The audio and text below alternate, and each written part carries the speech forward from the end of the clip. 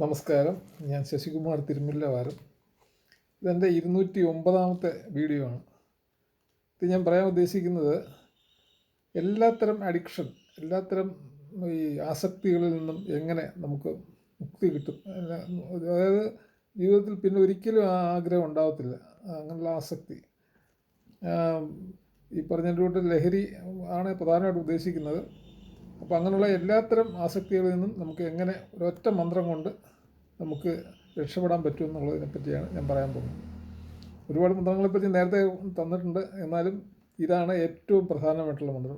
വളരെ ഇതായിട്ടുള്ള ഒരു മന്ത്രമാണ്.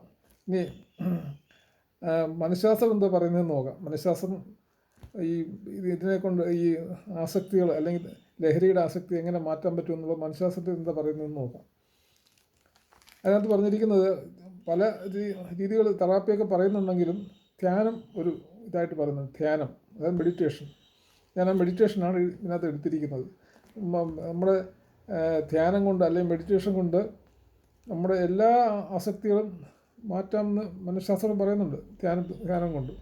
എന്നിട്ട് അവർ പറയുന്നത് ഒന്നാമത്തെ കാര്യം, അവരവർ തന്നെ ഒരു കുറ്റബോധം തോന്നണം. ഈ നമ്മൾ കഴിക്കുന്ന ഈ ലഹരിക്ക് നമുക്കൊരു മനസ്സിൽ തന്നെ ഒരു കുറ്റബോധം തോന്നണം ആദ്യം. അതാണ് ആദ്യം വേണ്ടുന്നത്.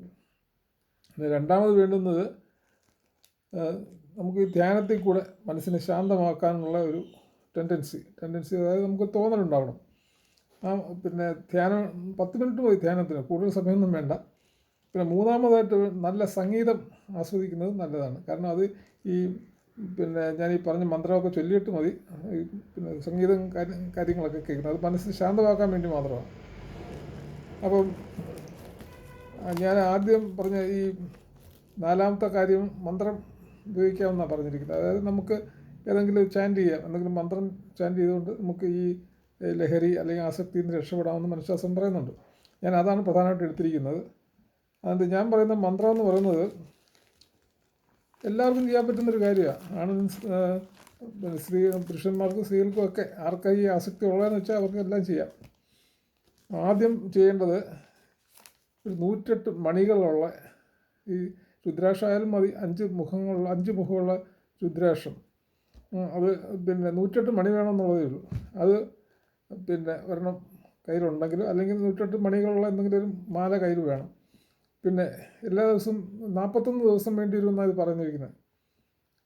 ഈ നമ്മൾ ആദ്യത്തെ ദിവസം രാവിലെ എഴുന്നേറ്റ് കുളിച്ച് നല്ല വൃത്തിയുള്ള വസ്ത്രങ്ങളൊക്കെ ധരിച്ചിട്ട് വേണം പൂജാമുറിയിലോ അല്ലെങ്കിൽ എവിടെയെങ്കിലും ഏകാന്തമായ സ്ഥലത്ത് ഇരുന്നിട്ട് ഒരു വിളക്ക് കൊളുത്തിയിട്ട് വേണം ഈ മന്ത്രം ജപിക്കാൻ.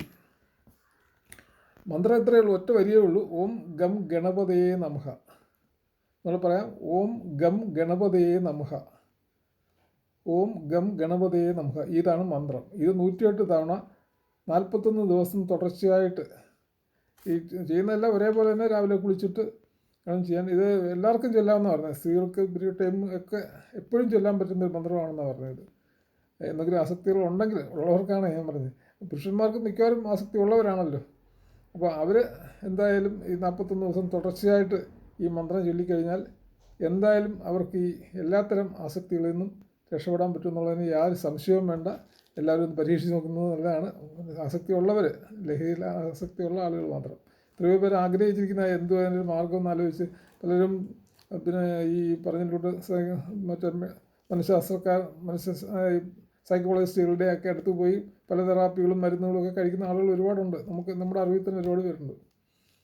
അപ്പം അത് അവർക്കൊരു സഹായമായിക്കോട്ടെ എന്ന് വിചാരിച്ചാണ് ഞാൻ ഈ മന്ത്രം നിങ്ങളുടെ അറിവിലേക്കായിട്ട് സമർപ്പിക്കുന്നത്. നന്ദി, നമസ്കാരം.